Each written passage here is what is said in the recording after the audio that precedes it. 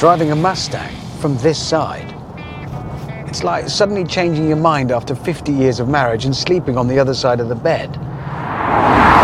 It's also weird driving a car with a big V8, reversing camera, air-conditioned seats, rain-sensing wipers that you can buy for $37,000.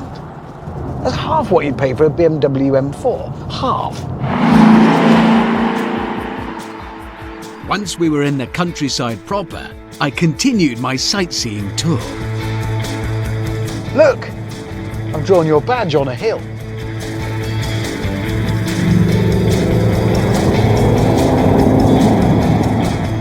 Jeremy did that one. Sorry. Eventually, we arrived at Stonehenge. That, you'll be amazed to learn, is an ancient calendar. Or a clock.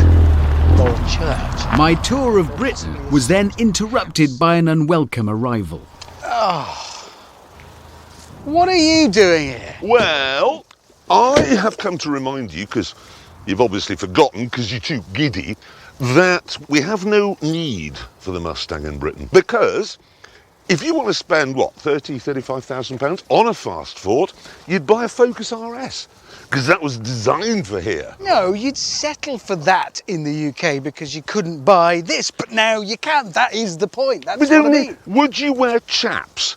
No, because we have trousers. What about cowboy? Oh, you are cowboy boots. Well, it's appropriate, isn't it? I'm welcome. Listen, I don't want everything from America. I just want the Mustang. Stupid. No, America. It wasn't designed for here. Would you wear a Stetson? Well, It's no. cold out, I'll wear a Stetson. No, you'd wear a bobble hat. That's a bobble hat. Oh, no, hang on. I've just realised. What? I don't want to talk to you anymore.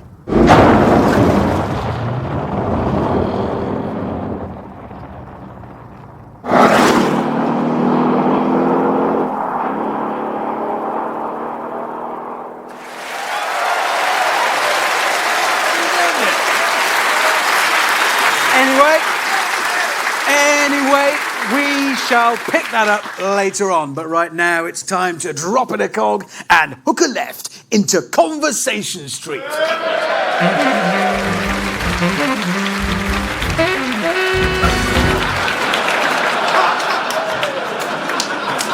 Serious, it's serious. It is serious stuff, this. Now look, in Britain we're always being told that the Scandinavians are brilliant at driving, and that's because, well, of course they would be, because they have to deal with all that snow. They're brilliant because what they do most of all is crash. Well, you're absolutely right, as it turns out, because I've got some interesting statistics here. In Britain, 1.2% of accidents result in fatalities. Here, I'm afraid, it's 5.1%. Yeah, and it's not just the Finns either, if I may be so bold. Our senior international producer, that's his job title, came over to Finland the other day, rented himself a BMW at the airport, not a Ford or an Opel, you'll note, a BMW, and on his way to the location here, this happened. It did! He did. When I say he's our senior international producer, he's now our junior international producer. Well, our junior local producer. Very local, specifically the stationery company. Yeah, that's... He can produce that. That's all he's in charge of from now. How did he do that? Thing is, what I don't understand is how the Finns managed to go fast enough to have a crash of any sort at all. Because the speeding fines here are insane. They're means tested, which means a guy here recently was caught doing 49 miles an hour through a 30 zone, and he was fined €112,000. That's a speeding fine. Are they really that high in Finland? Yes, 112,000 €112,000. Imagine getting that in the post. Oh.